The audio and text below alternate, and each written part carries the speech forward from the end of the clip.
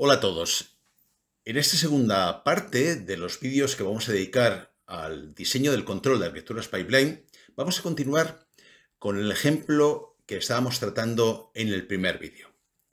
Ese ejemplo, de arquitectura pipeline no lineal, cuya tabla de reserva la tenéis en la figura, vemos que el pipeline realiza la función B, tiene 3 etapas y desarrolla su función a través de 8 ciclos de reloj. En el vídeo anterior llegamos a una conclusión que no demostramos por evitar lo farragoso de las matemáticas, que decía que la mínima latencia alcanzable MAL o MAL es mayor o igual que el máximo del número de veces que se utiliza una etapa para procesar un dato en la tabla de reserva original. En el ejemplo que estamos viendo, vemos que la función B, que se está desarrollando en este pipeline, en la etapa 1 se utiliza 4 veces, la etapa 2 2 veces y la etapa 3 2 veces. Por tanto, la mínima latencia alcanzable, que es el máximo del número de veces que se utilizan las etapas, es 4. No es posible, por tanto, nos dice este axioma, o casi axioma, aunque ya digo, se puede demostrar matemáticamente, que si dejamos pasar, como veíamos en el vídeo anterior, 4 ciclos de reloj al principio para introducir el segundo dato, que es lo tenemos ahí marcado en verde como B sub 2, y luego otros 4 ciclos de reloj para introducir B sub 3, B sub 4 y B sub 5, así sucesivamente. Lo que estamos viendo es que dejando pasar estos 4 ciclos de reloj entre 2 datos consecutivos, el ciclo estable, que está formado por los periodos T4 a T11, se repite como una foto fija del pipeline, se repite indefinidamente siempre que el flujo de datos sea grande y constante, muy importante. Pero claro, ahora lo que hay que hacer es demostrar que esta estrategia es la óptima. Naturalmente coincide con el postulado que acabamos de mencionar en la diapositiva anterior, pero hay que demostrar que es la óptima y que ninguna otra es posible o mejora este comportamiento, este control. Decimos que el valor medio de la latencia, es decir, la separación media en el tiempo entre dos datos consecutivos, es como mínimo 4. Esto es el postulado que hemos fijado de partida y que ya digo que no hemos demostrado. No es posible, por tanto, introducir datos a un ritmo o throughput superior si se quiere asegurar que nunca se produzcan colisiones. Pues bien, comencemos por definir qué es el conjunto de latencias prohibidas. Para cada etapa es un array de enteros de longitud variable que nos va a indicar qué latencias no son o son prohibidas o se produciría una colisión. El conjunto de latencias prohibidas de todo el pipeline será la unión del conjunto de latencias prohibidas de cada etapa. Pero volvamos al ejemplo. Para la etapa E1, nos fijamos solamente en la etapa E1, de momento olvidamos E2 y E3. Es evidente que si introducimos un único dato, el dato se va a procesar en E1, en T0, en T1 y luego en T6 y en T7. Bien, lo que pasa es que es imposible introducir dos datos simultáneamente. No podemos introducir dos datos a la vez en la misma etapa, en el mismo ciclo de reloj. Por tanto, la latencia 0 está prohibida. Pero si nos concentramos, insisto, en la etapa E1. Si dejamos transcurrir un ciclo de reloj, antes de introducir un segundo dato, la colisión se produciría en T1 y luego también en T7. Es decir, fijaos, o sea, si yo cojo esas 4 marcas que tiene S1 y la desplazo hacia la derecha un ciclo de reloj, obviamente hay colisión en T1, porque hay 2 marcas que coinciden en T1 y la etapa S1, pero también en T7. Así que, de momento, ya puedo decir que las latencias 0 y 1 son prohibidas. Pero si analizo un poquito más, me doy cuenta que también las latencias 5, 6 y 7 son prohibidas. Basta con desplazar las 4 marcas que tiene S1, 5 periodos de reloj hacia la derecha y vemos, o 6 o 7, y vemos que efectivamente se producía latencia porque en ese momento la etapa estaría ocupada con un dato anterior. Así que ya tenemos el conjunto de latencias prohibidas de la etapa 1, que son 0, 1, 5, 6 y 7. La conjunto de latencias prohibidas para etapa 2 y 3 es trivial, lo vemos muy fácilmente. Si nos concentramos en cualquiera de las dos, por ejemplo, en el sub 2, vemos que la latencia 0 es prohibida. Nunca podemos introducir dos datos simultáneamente en el mismo periodo de reloj, en la misma etapa. Es la latencia prohibida siempre, ¿de acuerdo? Y la latencia 1 no, sería correcto dejar pasar un ciclo de reloj e introducir un segundo dato, por ejemplo, en T sub 3 para la etapa de sub 2. Pero la latencia 2 vuelve a ser prohibida, porque se produciría colisión en T sub 4. Y lo mismo en la etapa de sub 3, que se produciría colisión con latencia 0 y con latencia 2. Así que ya lo tenemos todo para hacer el conjunto de latencias prohibidas del todo el pipeline, que es la unión de todos esos conjuntos de latencias prohibidas de cada etapa. Y entonces tenemos que el conjunto de latencias prohibidas del pipeline es 0, 1, 2, 5, 6 y 7.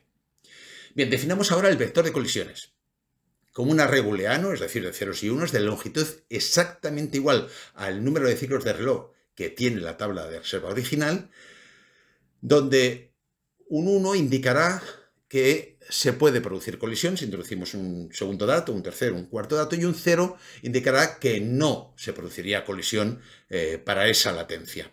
¿Cómo conseguimos esto? Muy sencillo. Fijaos, seguimos con el ejemplo y a partir del conjunto de latencias prohibidas del pipeline, empezando por la izquierda, observo que con latencia 0, 1 y 2 son latencias prohibidas, así que coloco 3 unos, uno por cada latencia en la parte izquierda del vector de colisiones VC. La latencia 3 y 4 no son prohibidas, así que coloco 2 ceros. Y las latencias 5, 6 y 7 de nuevo son prohibidas, así que coloco esos 3 unos que tenéis en la parte derecha del vector de colisiones. Bien, ya tengo el vector de colisiones, que tiene una longitud, obviamente, de 8 valores, correspondiente a los 8 ciclos de reloj que tiene la tabla de reserva original. Y lo que podemos hacer ahora es obtener un diagrama de estados de todo el pipeline que refleja el momento, la latencia en que se puede introducir un nuevo dato sin colisiones.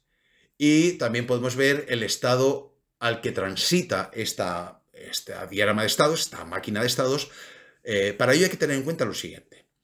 Cada vez que transcurra un ciclo de reloj sin introducir un nuevo dato, el vector de colisiones se desplaza hacia la izquierda introduciendo ceros por la derecha. ¿Qué quiero decir con esto? Por ejemplo, se parte siempre del vector de colisiones que acabamos de obtener, original. Lo tenéis en la parte superior como estado inicial de este diagrama de estados, el estado inicial en el que se encuentra el control del pipeline tras un reset, que es 3 unos, 2 ceros, 3 unos. Pues bien, si para introducir un segundo dato, este sería, digamos, el vector original, que refleja cuáles son las latencias prohibidas una vez que introducí el primer dato, pero claro, si para introducir un segundo dato, lo que me está diciendo este vector de colisiones original es que debo dejar transcurrir en principio 3 ciclos de reloj. Hay más posibilidades, pero vamos a empezar por esta, 3 ciclos de reloj. Si dejo transcurrir 3 ciclos de reloj, el vector de colisiones que voy a obtener, como he dicho, es desplazar hacia la izquierda el vector de colisiones original 3 posiciones y rellenar con ceros por la derecha. Así que el vector de colisiones que obtendría una vez que he dejado pasar 3 ciclos de reloj, es decir, latencia 3, es 0, 0, 1, 1, 0, 0, 0. Ahora bien, en ese momento donde el primer elemento de este vector de colisiones, el que tenemos más a la izquierda, es un 0, me está diciendo que sí puedo introducir un nuevo dato. El resultado es que al introducir un segundo dato, tengo que hacer el OR entre el vector de colisiones desplazado y el original para este segundo dato. Y el OR lo que hace es que el nuevo vector de colisiones, una vez que introducí el segundo dato, es todo unos tal y cual aparece en la figura. Lo que me está diciendo esto es que ya un tercer dato tendría que ir con latencia 8. No hay ceros, todos son unos en ese vector de colisiones. Por tanto, debería dejar pasar ahora 8 ciclos de reloj antes de introducir el tercer dato. Bueno, pero vayamos un poco más despacio. Así que, a partir de ese vector de colisiones, que es todo unos y que he obtenido como el OR del vector de colisiones desplazado junto con el vector de colisiones original para un segundo dato, lo que ocurre ahora es que el tercer dato no tengo más remedio que introducirlo con latencia 8 o mayor, ¿de acuerdo? Porque dejando el vector de colisiones, que es todo uno, sin introducir un dato, 8 ciclos de reloj, lo voy desplazando hacia la izquierda, voy rellenando con ceros y al final tengo un vector de colisión que es todo ceros, con lo cual no hay colisiones posibles y se podría introducir un tercer dato. También es posible, si nos fijamos en ese diagrama de estados, en el vector de colisiones original, olvidarme de la latencia 3 o de la latencia 4 que analizaremos ahora a continuación y decir, bueno, yo introduzco datos con latencia 8. Bueno, pero en ese caso estás estropeando el pipeline y estás haciendo con una arquitectura pipeline un comportamiento, una función o un control no pipeline. Es decir, dejo siempre pasar 8 ciclos de reloj para introducir un segundo dato y un tercero y un cuarto, pero bueno, ahí no tenemos ninguna ventaja como ya demostramos en el vídeo anterior y veremos con un poco más de detalle a continuación. Conclusión, como decía, el tercer dato solo se podrá introducir en el sistema con latencia 8, pues el vector resultante está formado exclusivamente por unos. Y el primer cero, que indicará que se puede introducir un nuevo dato, en la posición de mayor peso del vector aparecerá 8 ciclos de reloj después. La operación OR se realizará siempre entre el vector de colisiones original y un vector compuesto exclusivamente con ceros, obteniendo de nuevo el vector de colisiones original. Se puede introducir datos sin colisiones con una secuencia, por tanto, 3, latencia 3, luego latencia 8, latencia 3, latencia 8. ¿De acuerdo? La segunda opción, como decía antes, que es una opción un poco tonta, si me perdonáis la palabra, es dejar pasar 8 ciclos de reloj a partir del vector de colisiones original y por tanto tendríamos lo que se llama el ciclo 8-8, es decir, 8 ciclos de reloj, luego 8 ciclos de reloj, 8 ciclos de reloj y así sucesivamente. Pero hay más opciones, como decía.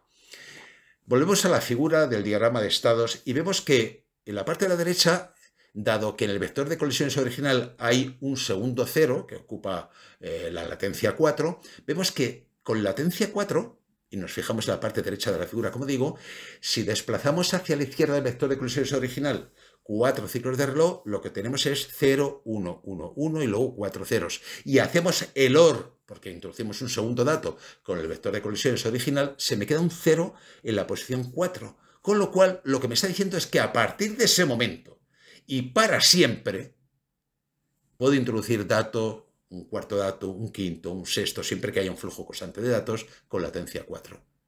Por tanto, no existe mejor solución. El ciclo óptimo, que cumple con la que latencia media mínima MAL es 4, es el que acabamos de demostrar y lo hemos demostrado con este diagrama de estados. Claro, en resumen, ¿qué podemos decir a partir de este diagrama de estados? Pues que hay un ciclo ansioso, que lo vimos en el vídeo anterior, que es el ciclo 3-8, introduzco un dato con latencia 3, luego 8, luego 3, luego 8. Hay un ciclo tonto, si me perdonáis, que es latencia 8, luego latencia 8, que es utilizar un pipeline como si no estuviera segmentado el pipeline. Luego está el ciclo que sería, yo pongo ahí casi tonto, pero yo diría que es más tonto que el anterior, porque es ya que tengo la latencia 4 para introducir el segundo dato, y en lugar de introducir un segundo dato con latencia 4 y irme al ciclo óptimo, pues introduzco un dato o un tercer dato con latencia 8. Bueno, existe. Yo lo pongo ahí porque existe esa posibilidad, lo cual sería despreciar o desperdiciar las posibilidades del ciclo óptimo, que es el ciclo 4-4, como hemos demostrado. Para finalizar, dejadme poner un segundo ejemplo donde tengo un pipeline no lineal, estático, donde veo que su conjunto de latencias prohibidas, de la etapa 0 es latencia 0 y 2, de la etapa 1 es latencia 0 y 1, como podemos apreciar en la figura, y la etapa 2 es latencia 0. Solamente tiene una marca, con lo cual es solamente latencia 0. Va a hacer la función A, como refleja la tabla de reserva, y observo que el conjunto de latencias prohibidas del pipeline es la unión del conjunto de latencias prohibidas de cada una de las tres etapas, es decir, 0, 1 y 2. Que me lleva a un vector de colisiones que es 1, 1, 1, siguiendo digamos, el algoritmo que acabamos de explicar. Es decir, latencia 0 es prohibida, pongo un 1, latencia 1 es prohibida, pongo un 1, latencia 2 es prohibida, pongo un 1. Sin embargo, el postulado que establecimos al principio es que la mínima latencia alcanzable, en este caso, dado que ESU0 y ESU1 se utiliza dos veces, la mínima latencia alcanzable es 2. Pero 2 es una latencia prohibida. Por tanto, si observo cómo evolucionaría el vector de colisiones, observo que con este vector de colisiones no hay más remedio que introducir datos con latencia 3. Pero insisto, sabemos que la mínima latencia alcanzable es 2, pues el máximo número de veces que se utilice una etapa en la tabla de reserva original es 2. Y sin embargo, el diagrama de estados me dice que solamente puedo introducir datos con latencia 3. ¿Puedo alcanzarlo? ¿Puedo modificar el pipeline para llegar a esta latencia 2 mínima? La respuesta es sí, y viene de la mano de lo que se llaman ciclos de espera. Hemos añadido un segmento D mayúscula en la parte inferior de la tabla de reserva que no hace nada con los datos, simplemente ese dato que estaba procesando en ESU1 en el instante de tiempo T2, antes de procesarlo en ESU1, lo llevo a una etapa de espera, que es D, tal cual aparecen las flechas punteadas en rojo. Y luego ya sí, luego ya cuando pasa un ciclo de reloj, en T3, lo que hago es llevar el dato que falta por procesar a la etapa de ESU1. Bien, ¿qué consecuencias tiene esto? Pues he aumentado un periodo de reloj, el número de periodos de reloj que compone el pipeline, he aumentado en una etapa que no hace nada, que es la etapa de retardo. Pero, ¿cuál es la consecuencia? Pues que ahora el conjunto de latencias de la etapa 0 no ha variado, es 0 y 2, pero el conjunto de latencias de la etapa 1 es 0 y 2, no 0 y 1, como antes, 0 y 2. El conjunto de latencias prohibidas de la etapa 3 sigue siendo 0 y el de la de retardo, que también hay que tenerlo en cuenta, es 0. Por tanto, el conjunto de latencias prohibidas de todo el pipeline es 0 y 2.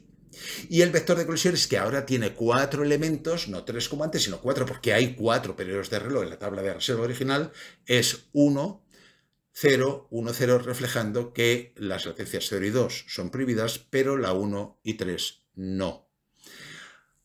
A partir de este vector de colisiones me lleva un diagrama de estados que me dice que hay latencia 3, como antes, pero ahora hay latencia 1. Y latencia 1 significa que desplazo un lugar el vector de colisiones original, hago el OR con el vector de colisiones original y obtengo un nuevo vector de colisiones que es 1, 1, 1, 0.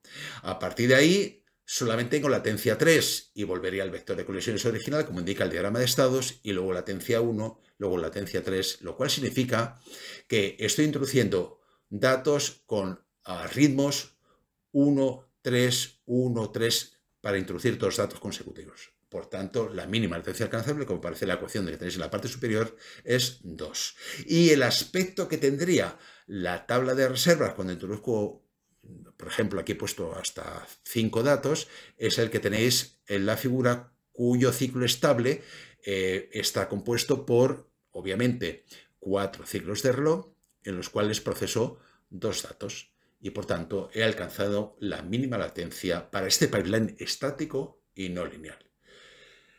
¿Cuál es la ventaja de todo esto? Básicamente es tener el diagrama de estados, que me va a permitir diseñar una máquina de estados de Millie o de Moore para establecer el control óptimo de cualquier arquitectura pipeline no lineal estática. Pues eso es todo, muchas gracias y os espero en el siguiente vídeo en el que estudiaremos los pipelines no lineales pero dinámicos, es decir, que pueden cambiar de función según el tipo de datos que entren en el pipeline. Pero eso será, como digo, en el tercer vídeo.